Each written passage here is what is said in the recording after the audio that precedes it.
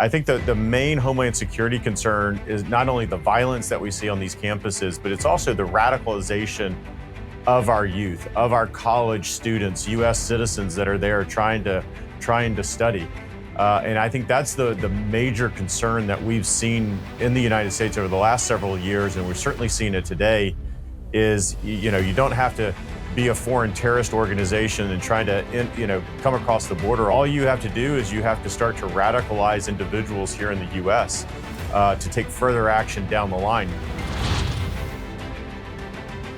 All right. I love Wednesdays. There's something about just knowing you're over the hump of the week that always makes me excited. And I have a busy weekend, so I don't know why I get that excited. It's like when you've got chores and you're going to be running around to soccer games and all sorts of stuff. I'm not really sure why I get that excited. It's not like I get to sleep in, but I digress. Anyway, it also means that Donald Trump gets to be on the campaign trail, and he's out in Michigan and Wisconsin today, making the case for his reelection. By the way, I mentioned this yesterday. Laura Trump is here Friday. I'm taking your ideas and suggestions. So if you have some, if you're on YouTube or Rumble and you want to put them in the box, you can always go to SeanSpicerShow.com/VIP, join up for a VIP group. You can email me, go to the Sean Spicer website, SeanSpicer.com. By the way, I mentioned this yesterday. I was talking about Jody Heise's book. In my last, I was talking about Biden and the multiple positions that he's had. He's been pro-life, then he was definitely pro now, whatever he is, pro-choice, not even, he's anti-life. I wrote a book called Radical Nation. You can go to SeanSpicer.com and get signed copies of that and any of the books that I've done. But I was thinking about the other day because I was looking for a passage, and I'm like, the funny thing is, so much of what I wrote in Radical Nation is still important today. It talks about the Biden plan, and it's just as relevant as it was when I first wrote it as it is right now, because this is their ultimate plan. He is trying to be the most progressive president ever. You need to know that and to know what the real goal is. Today, in a little bit, I'm going to talk to Chad Wolf, former acting Secretary of Homeland Security. And part of what Biden's really doing is trying to get all these people into the country. And everyone walks around with this head-scratching look on their face, like, why are they letting people in? Why are they flying people in? From Gaza is a new report, by the way. They're flying Palestinians in. Then we've got another report. They're flying hundreds of thousands of people in, hundreds of thousands from 4 countries. They drop them in Florida and then disperse them around the country. Why? Why are they doing this? I mean, I don't know that we need to really debate this. They're coming to this country because they want them to become citizens and vote. And anyone who doesn't see that, I think, has their head screwed off wrong, because it's obvious. And I want to ask Chad Wolf a little bit about this, because we talk about Congress and the laws and the role. But the bottom line is, if the administration, if the executive branch does not actually implement them, then it doesn't matter. You can post a speed limit all day long on a road. If no one ever stops you, if the cops don't patrol the road and you know that you can go 60 miles an hour in a 30, who cares? You're not going to get a ticket. No one's going to pull you over. Then you go fast. That's what happens.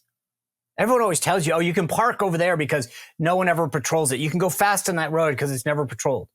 What the Biden administration doesn't enforce our immigration laws, they're just going to keep coming in. And they know that. That's what they tell the cartels and everyone else. But now they're actually flying them in. And to put this in context, I grew up in Rhode Island. It's about 1 million people. Delaware's about 1 million people. They have now let in about half the state of Rhode Island, half the state of Delaware, in a year, that have flown them in. These aren't the people coming in over the southern border. I'll talk to Chad Wolf about that in just a sec. Also overnight, the police are finally taking control of some of these campuses in Columbia, in New York, UCLA. These students, what a bunch of babies and brats. One of the girls comes out, and I say that, I'm sorry, I probably misgendered her. I should have asked for her pronouns. Comes out and does this press conference and says, we're requesting humanitarian aid be brought to us. Well, first of all, we're saying that they're obligated to provide food to students who pay for a meal plan here. But you mentioned that there was a request that food and water be brought in, unless I misunderstood. To allow it to be brought in. I mean, well, I guess it's ultimately a question of what kind of community and obligation Columbia feels it has to its students. Do you want students to die of dehydration and starvation or get severely ill, even if they disagree with you? If the answer is no, then you should allow basic, I mean, it's crazy to say because we're on an Ivy League campus, but this is like basic humanitarian aid we're asking for. Like, could people please have a glass of water? They barricade themselves in a dorm. They take it over, and then they expect the university, because she said, we pay for the meal plan. What? Arrest her. Arrest her. Put it on her record so she can't get hired again. These are the same little twits that the Biden administration wants to, quote, forgive their loans and make you and I pay for. If we don't arrest these people now, they're going to go through life thinking that they're entitled to follow whatever laws that they want. They're entitled to these are the people who are squatting, by the way. I'm convinced of it. But it is unbelievable, and I'm glad the police finally went in. But that also speaks to the lack of backbone that so many of these administrators have. Fire them, too. What are you teaching kids, that they get to take over your office and your dorms and pay no consequence? Fire them all. I just don't understand that. I'm also worried about who some of these, quote, professional agitators are that we're hearing about. I'm going to ask Chad Wolf about that in just a little bit. Should we really be concerned? I mean, I get it if it's like some U.S. nonprofit that's sending out tents to everybody so they can occupy illegally these grounds. But if it's some outside interest, if they're being funded by Hamas or some terrorist organization and they don't even know it, we should be aware of that. We should know if some people coming in over the southern border are doing some bad things. Again, the lack of concern about the threat that this faces is astonishing. First, it's our southern border. Now it's these college campuses. We are literally showing our vulnerabilities every single day. I get a kick out of the fact I flew last weekend. We go through all these security measures to keep us safe. And I'm glad. I want to get on a plane and know that I'm safe. I'm going to go to a train and know I'm safe. And yet we let people walk over our southern border because they want to. We fly them in. We let people take over college campuses, camp illegally, take over buildings and dorms and offices with no consequence. What is going on? What is happening that we have no rule of law anywhere? What are we looking? I mean, the next generation is going to just believe that they get to do what they want, where they want, and then we pay for it. It's concerning to me.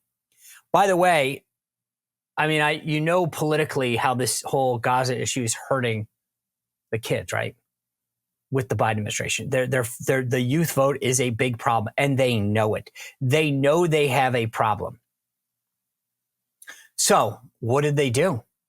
Oh, yesterday, they changed the classification of marijuana. It was a Schedule I drug. Now, all these states are allowing you to do it, but it was still a federal crime. In fact, I saw a lot of people who couldn't get federal jobs in the White House because they'd smoked pot. It's against the law. It might be cool in Colorado or wherever you are, but it's still against the law. You cannot get a security clearance. Well, the Biden administration is now downgrading it to a Schedule III. They're treating it like Tylenol.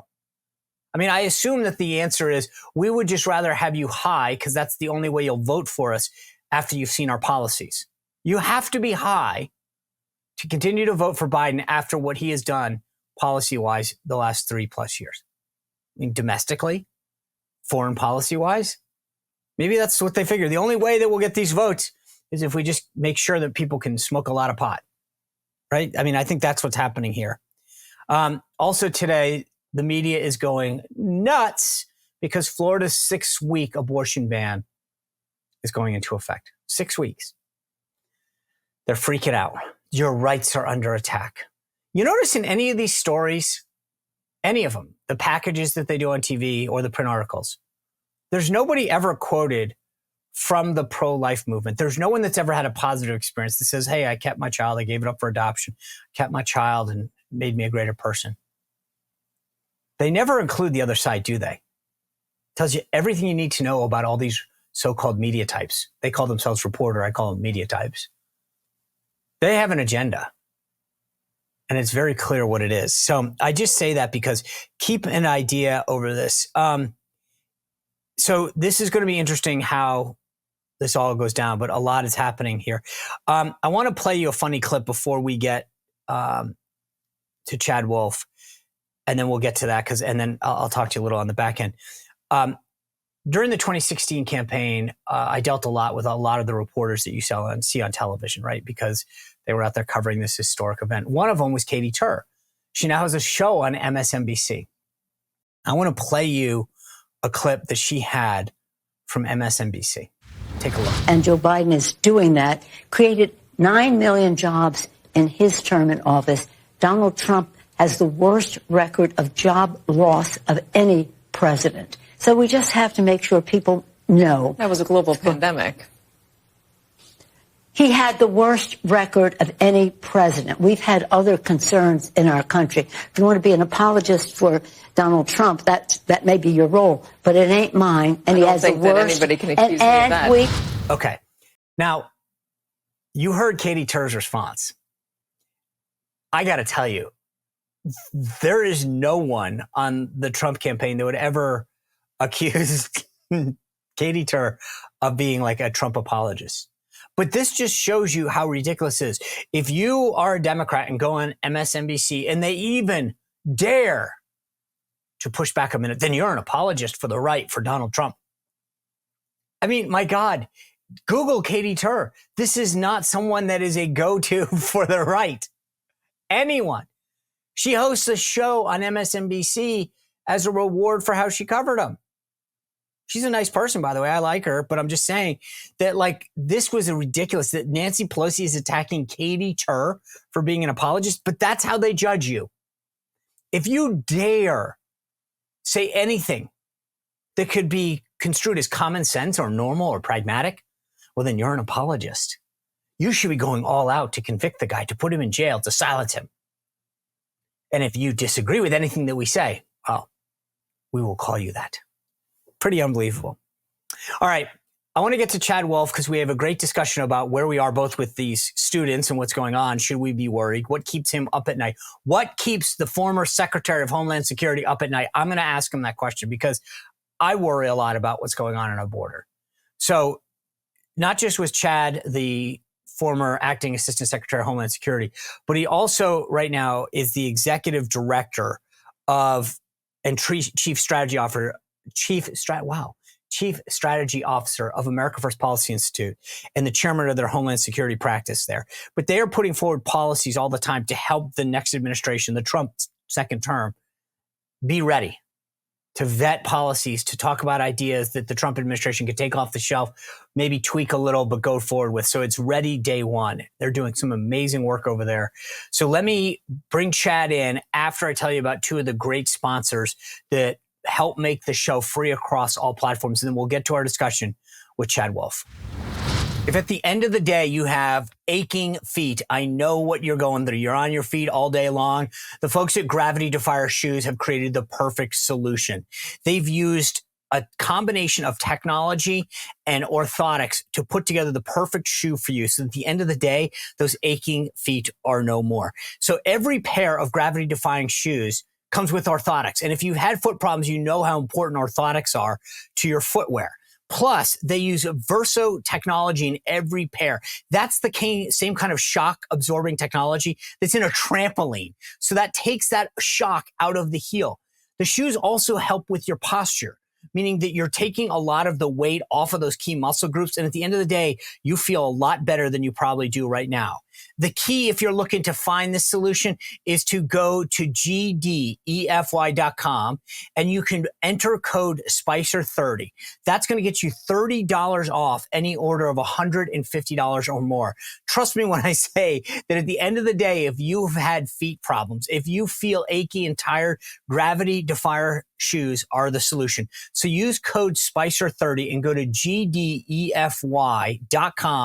and save $30 off any order of $150 or more. If you're an animal lover, then you know about my friend Leo Grillo. I've been talking about him for several months on the show. Leo Grillo founded Delta Rescue. And if you go to deltarescue.org, you can see the amazing work that Leo has done with Delta Rescue. He has created a no-kill sanctuary for life for these animals. Now, you didn't notice I didn't say shelter because it's a sanctuary. It's where they can live forever. They get veterinarian care. They get nutrition. They can roam free. It's fantastic. But Delta Rescue completely relies on our contribution. So if you can make any kind of contribution, $50, $100, $1,000, it helps Leo keep the mission of Delta Rescue going. But even more so, if you are an animal lover, if you've rescued a dog or a cat or a horse or anyone else, and you realize how important something like this is, the work of Delta Rescue needs to go on. So yes, look at the videos on deltarescue.org. But if you can, go to the estate planning package and see if you can make Delta Rescue part of your estate to make sure that Delta Rescue is an enduring mission that carries on for years and years to come. Thank you. Chad, always great to see you. Thanks for being here. Well, thanks for having me, Sean. You bet. So I want to get to the border and some of the national security and homeland security issues that we have. But it got me thinking about what's happening at these college campuses, because a lot of the police departments are now saying that outside agitators are on these campuses. Should this be a concern to us? Well, I do think it should be a concern. And look, we've seen this historically. You can go back to 2020 during the civil unrest, where we saw a bunch of demonstrations across the country. And what we found after some research and after some investigation is that it wasn't just local people in those communities, but instead it was those instigators and it was those professional people that protest that were flying into communities. So I suspect that you have, in places like Columbia University and other big universities, you probably have some outside folks who are not affiliated with the school, who are not students there, but are taking an opportunity to embed themselves in those institutions and in those protests. And we see them becoming more and more violent, both in their actions and their rhetoric. So, but there's a difference, right, between outside agitators, they're American citizens that want to fund this, the George Soros types, and people that we need to be worried about who may have come in through the southern border or aren't U.S. citizens. Where's that line? Yeah, well, look, I think you've got a number of things to look at here. You've got students that are studying on these campuses that are in fact not U.S. citizens, right? So they're foreign nationals who come over on a visa to study there in the United States. And then there's just folks here in the country that are illegal, as you indicated, that have come across that southern border in just historic numbers over the past 3 years that could also be embedded on these campuses as well. And so I think the main Homeland Security concern is not only the violence that we see on these campuses, but it's also the radicalization of our youth, of our college students, U.S. citizens that are there trying to study. And I think that's the major concern that we've seen in the United States over the last several years, and we're certainly seeing it today, is, you don't have to be a foreign terrorist organization and trying to, come across the border, although there could be some of that. All you have to do is you have to start to radicalize individuals here in the U.S. To take further action down the line, not just at universities today, not just blockading a building or sitting in a tent, but what are they going to do 6 months, 9 months, 12 months from now as they've been radicalized during this process? So for that reason, is it important that we, for lack of a better word, document who these people were? And by document, I mean arrest them and make sure that it's part of their record, so that 6 months, 9 months down the road, as you're saying, or maybe it's 6 years down the road, we can say, see, this person was on a college campus, they broke the law here, and here is the progression of them. Well, it's not only arresting those individuals that are taking actions that go beyond, that First Amendment peacefully protesting. Obviously, we don't arrest people for that. But once their actions start to take a different turn, right? They're barricading themselves in a building. They're taking over a building. They won't listen to the commands of law enforcement and others. Then yes, you need to take some enforcement action, because not only is it a deterrence, but as you indicate, you're understanding who they are.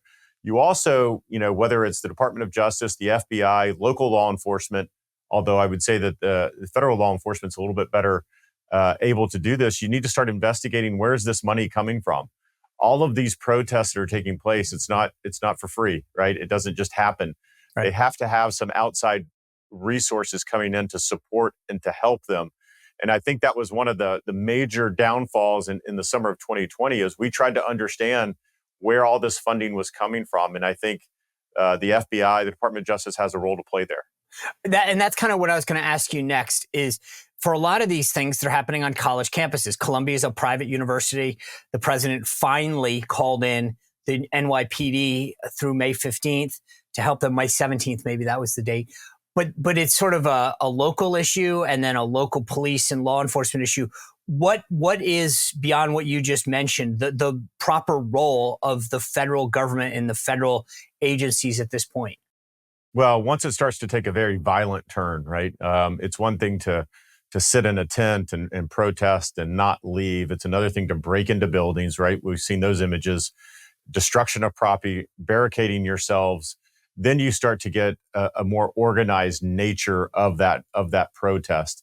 And so that's when law enforcement needs to get more involved. And what you will likely see in a lot of these campuses, although Columbia is a little different, New York City Police Department is highly sophisticated. They have a lot of resources, a lot of investigative resources. They could probably do a lot of this on their own. But in other campuses across the country, they will likely call in some federal resources because they have different resources. They have different capabilities than local law enforcement there, perhaps at that university. So it varies, but I think it's time to get folks involved. We need to understand, is this just happen to spring upon itself? I don't think it does. It looks very organized. And so what type of outside help and who is providing this funding? Is it just a nonprofit who believes in this cause, or is it Hamas? Is it someone else that is funding this? And I think it's important to know. It's important for American citizens to know this. Yeah, I read one of the reports about how all of the tents look like they've actually come from the same source and the same company. And it just would be a little odd that was the case. I want to turn our attention to something that there was a report in CBS News about this administration. It says senior officials across several federal U.S. agencies have discussed the practicality of different options to resettle Palestinians from Gaza who have immediate family members who are American citizens or permanent residents. As the former, this to me is another border issue. It's bringing people into the country. What should we be concerned about as citizens here in terms of our own security when we read something like that?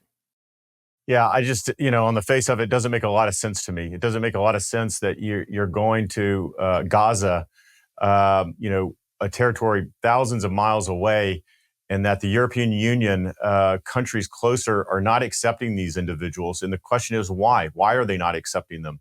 But that is the proper role if you're going to be a refugee, if you're going to leave your home country and you need to find a safe space. You do that closest to your home country so that when conditions improve, you're able to go back. This idea that only the United States can provide this type of safe haven to everyone around the world is just ludicrous. But this is what we've seen under the Biden administration. It's not to mention that we've also resettled, or we have about anywhere between 6 and 8 million individuals still residing in the United States that have come across that southern border. 400 to 500 Afghans that have been paroled into the United States. The question is, where does this end? It's not an unlimited stream of resources that we have here in the United States to continue to resettle refugees from around the world from every conflict. Instead, what we should be doing is working with our partners, our allies, and others in the region, in the EU and elsewhere to help resettle these individuals. Whether it's in Egypt or it's other close countries. But this idea that you need to bring them into the United States and that's the only solution, I think for the Biden administration, this is more of a political move than it is anything else. It's interesting that you bring that up because the Biden administration keeps talking about this immigration bill that didn't pass out of the Senate and obviously didn't go to the House. And yet that's an example of them flying people in from Gaza. Then there's this other story that came out talking about how many folks were flown into the country. Department of Homeland Security, this is your former agency, is revealing that more than 50 cities in the U.S., that hundreds of thousands of migrants are flown into via a controversial parole program from 4 nationalities, with the vast majority entering the U.S. via airports in Florida. Yeah. This is us bringing them in. This isn't even the southern border. We continue to do this. The idea that Biden says he needs Congress to act when they are actively flying people into this country doesn't seem to pass the smell test. Well, it's not. It doesn't pass the smell test. And it's incredible that we've seen what the Biden administration is doing with that unlawful use of parole. So at the same time, all of these things are going on all at the same time, Sean. So as you have hundreds of thousands and even millions of individuals crossing that southern border illegally along the land border, you have flights overhead literally coming in from 4 different countries that they're flying into the United States to airports all over the country. At the same time, you're bringing in folks from Afghanistan and paroling them into the country. And now we hear that they want to do this from Gaza and elsewhere. And so the question is, like, when is enough enough? You know, the economy of the U.S., our social services, our public safety systems, and all of this cannot continue to receive these individuals. Not to say, not the least of which, it's an abuse of the parole authority that they're using as well. And so, again, I think millions of Americans are shaking their head. What the parole authority? Explain that to me, because when I read these stories, I go, I didn't even know that existed. Is this a new thing? What gives? Yeah. I mean, I feel like this is a travel program. It's like, why don't you get a free flight in the United States and we'll take care of you? Hundreds of thousands of people. I think about the state. I grew up in Rhode Island. They've flown at least half of the state in the last year.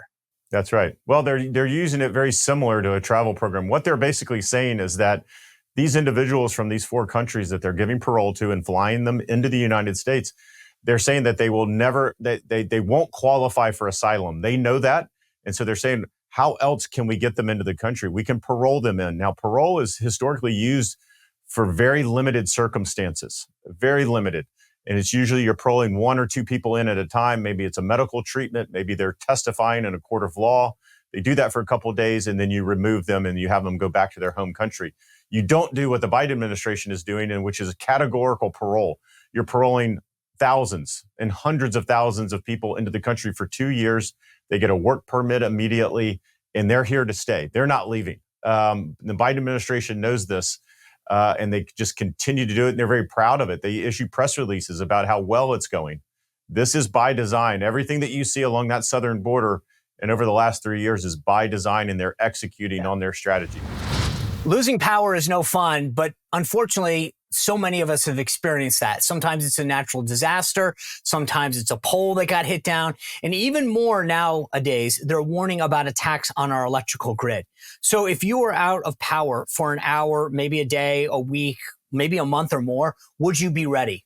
Now, I know I am. I have a Patriot Power Generator 2000X that I have in my house. And if you look at the video, it's literally in my house. I have it in my kitchen. I'm running an air fryer, a computer, all of these things, my phone, but you could run even your full refrigerator on the Patriot Power Generator 2000X. It's portable, so you could bring it anywhere. If a family member or a friend was in trouble, you could bring it to them.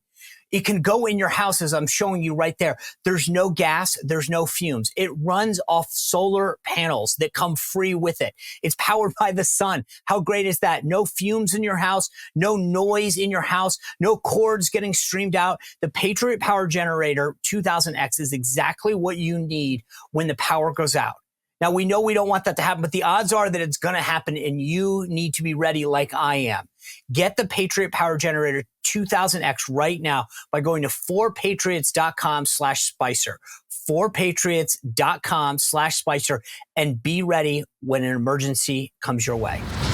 So when these paroled people come in, first of all, who are they? Do they literally, is there an application that you fill out? And secondly, to your point about not getting kicked out, are they on a path to citizenship and to be able to vote?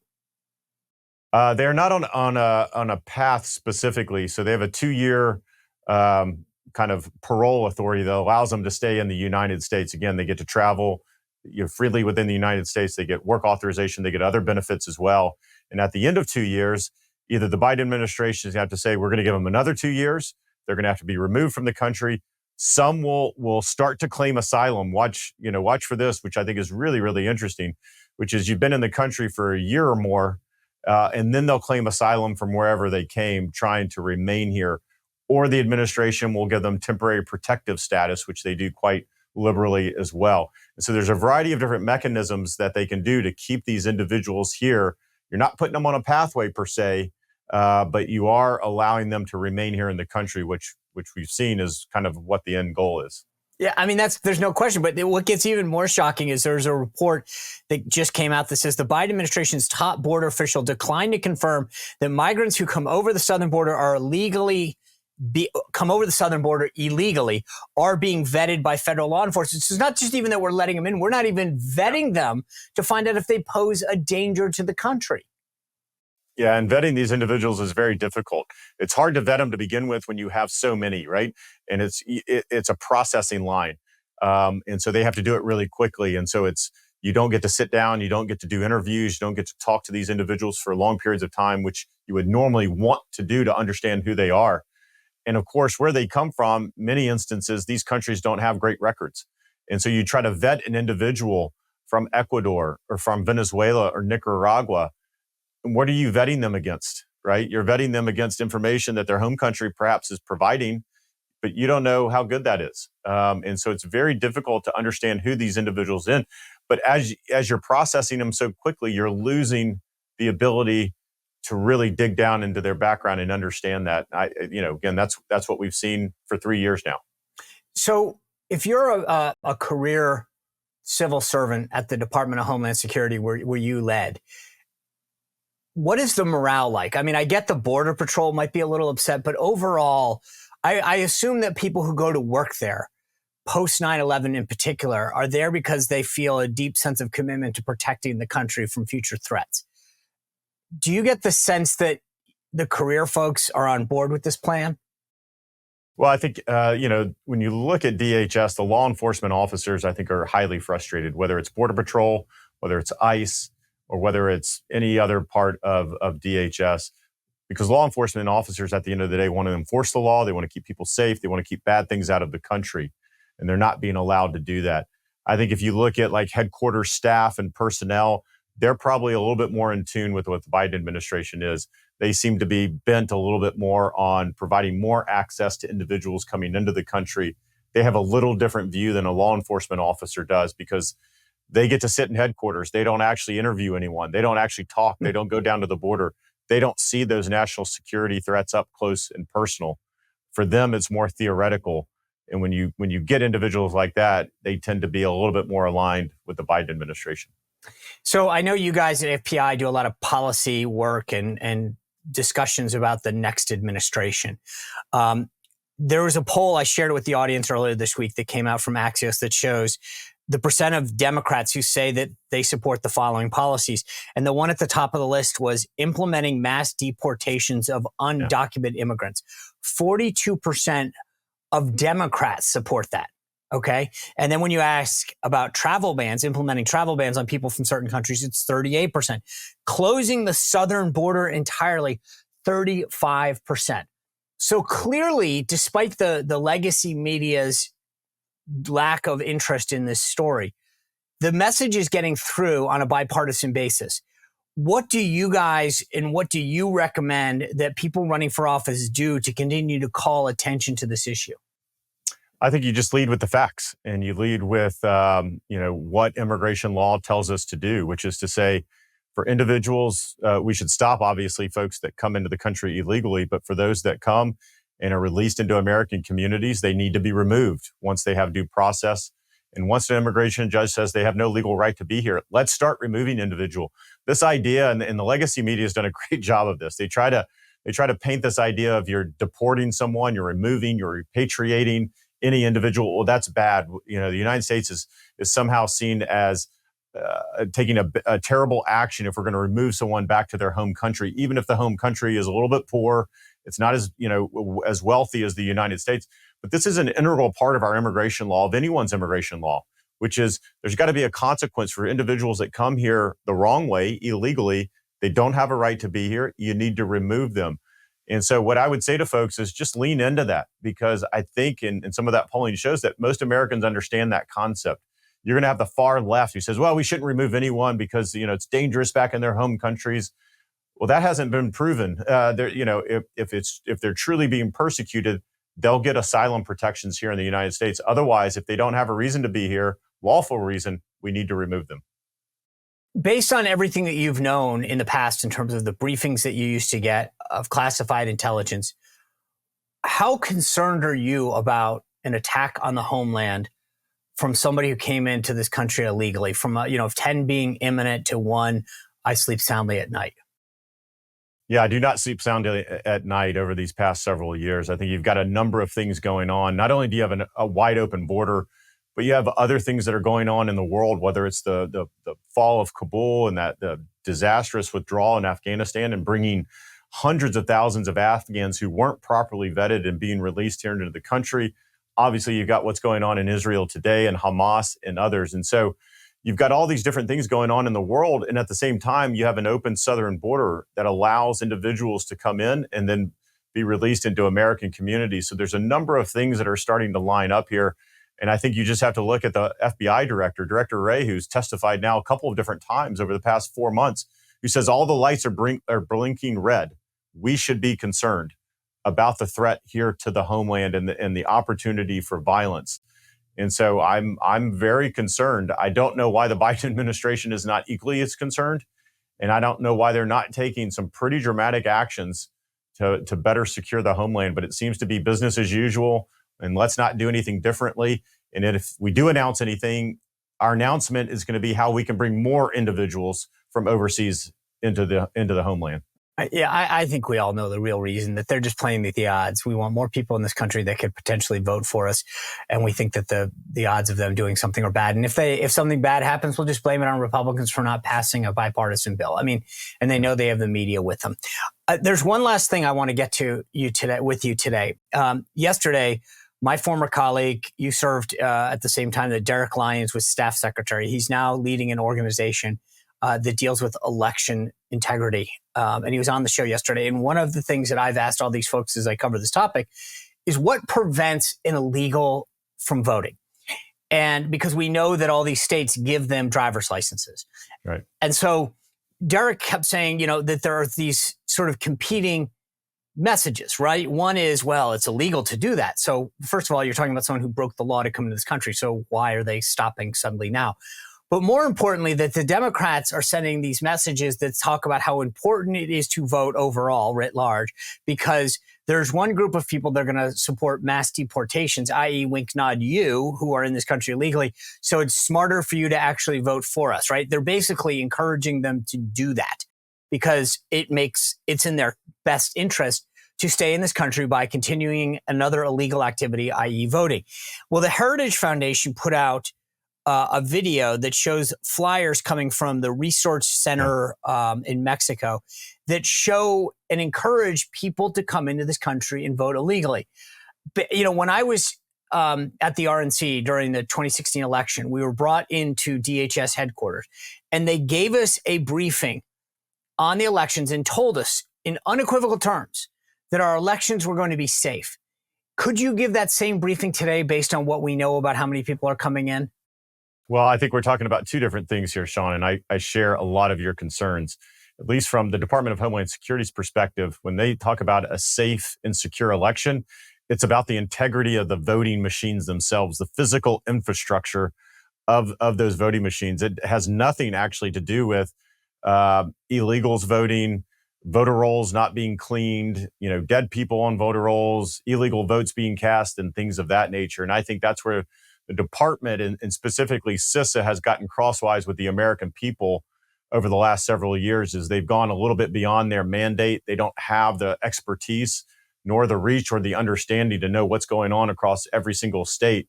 What they have a good understanding, though, is are voting machines being compromised by any cyber events, things of that nature. And so when I hear you say, hey, the election is safe and secure, it's safe and secure from an equipment standpoint. But there are many, many different things, as you indicate, that can influence and can go on illegally in an election that DHS has no control over. That's important to note, though, right? Because You're right. I mean, the cyber infrastructure agency that you mentioned was so unequivocal that we were safe. But it may be true on the cyber front. Right. But the idea that people are voting illegally who shouldn't be, that's not in the jurisdiction of the Department of Homeland Security, is it? It is not. No. These elections are run at the state level, and these states have an obligation to make sure that U.S. citizens are voting there. What we've seen is obviously they're not doing their job. Yeah. An individual can check a box and say, I'm a U.S. citizen, when they know they're not. They can get on the voter rolls. They can attempt to vote and do a number of things. And so it's up to these individual states to make sure that you actually only have U.S. citizens voting, certainly in federal elections. And I think there's a real concern out there that job is not being done. You are correct. Chad Wolf, always appreciate your time and the great work that the folks over at America First Policy Institute are doing to help us get ready for a second Trump term. Thank you. All right. Thanks, Sean. You bet. All right, folks. what a great discussion with Chad. The thing that's interesting about that discussion, one, is I do think what he said at the very end is worth noting. There's a big difference because you heard after the last election, the most secure election in history. He's absolutely right. This CISA organization, you probably heard about it. The executive director of it came out and did all these press interviews after the election. They handle cybersecurity. So what they were saying is, hey, we haven't had any cyber attacks. Okay. That doesn't get to how many people might have voted illegally that weren't allowed to do it. How many people came over the border, got a license, and went there? That's not their responsibility. And I'm glad Chad cleared that up. It was a crucial thing for him to clear up because the media doesn't want to talk about that. These are state-run elections. And if one state gives a license to somebody and then they go vote in another state, or even that state alone, unless that state calls it out, it's like a tree falling in the forest, man. If no one was there to witness it, did it happen? I'm just telling you, there's a lot that came of that I think is so important. But the other thing that I thought was interesting, and I brought up that poll with Democrats. I brought it up earlier in the week, but there's another one. Mark Penn, the former Hillary pollster, leads the Harvard-Harris poll that comes out monthly. And he sent a note out. They released the latest one this week. Immigration and inflation continue to be the voters' top concerns, tied at 35% each month. Shows a 44% approval rating for Biden. It's an 11-point deficit compared to Trump, who's currently at 55. But as you saw, immigration is still a big issue. This is why I get so riled up about this, because Democrats are now on board. You heard what I was just telling you a minute ago about mass deportations. The media gets so fired up. Oh my God, Trump said this in a Time magazine interview. Mass deportations. Guess what? You numbnuts are so liberal hanging out at your little country clubs and parties and yacht clubs that you don't see what's happening in America. People are actually, in a bipartisan way, saying enough. We're concerned about the security of our country because of so many different effects that it's having on our societies and our community. They don't. But even Democrats do. So I continue to think this is going to be a big thing. And I think what he was saying before was important in terms of the state issue. We need to be vigilant in this. And we heard it yesterday from Jody Heiss when he talked about, if you can be a poll watcher in your local precinct or your town, maybe your precinct's covered, do it. We need people at the time that can document things and share their concerns. We watched somebody walk in and they did this and the election worker said no problem, whatever it is. If we don't see it and don't document it, it didn't happen. It's like a crime. They can't go out and arrest people for hypothetical situations. They can only do it if you can document it and you can see it. So please do it.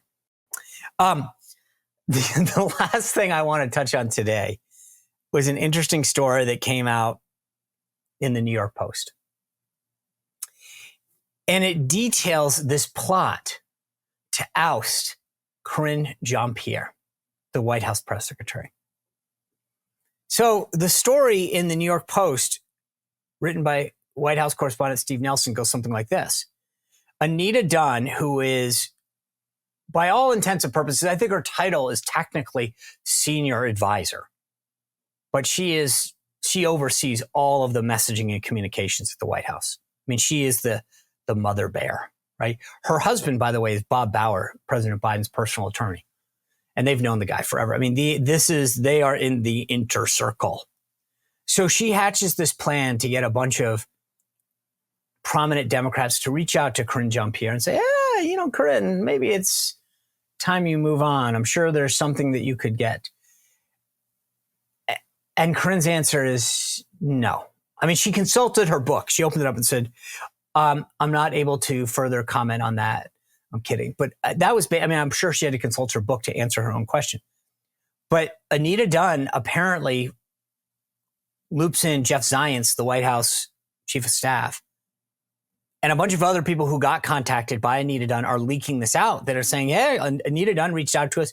We tried to push Karine to go. Karine thinks, by the way, according to the story, that she's doing an amazing job. I mean, I guess when she compares herself to Kamala, maybe she is. But she thinks she's doing a great job. And so this story talks about how she's being pushed out and blah, blah, blah. But it was a great, interesting thing. And I think we've probably heard the last of it, because if it wasn't for the New York Post, nobody would tell this story. But anyway, I digress. As I mentioned, tomorrow, an amazing panel will break down everything that's going on in the week, the winners, the losers of the week, et cetera. And then Friday, Laura Trump is going to be with us talking about where we are and what we need to do to win. Thanks for tuning in. I appreciate you guys being here. Remember to subscribe on YouTube, Rumble, Spotify, and Apple Podcasts, wherever you get your podcasts, for that sake. We'll see you back here tomorrow on The Sean Spicer Show. Well, if you enjoyed this content, make sure to like this video, subscribe, and click the notification bell to get more.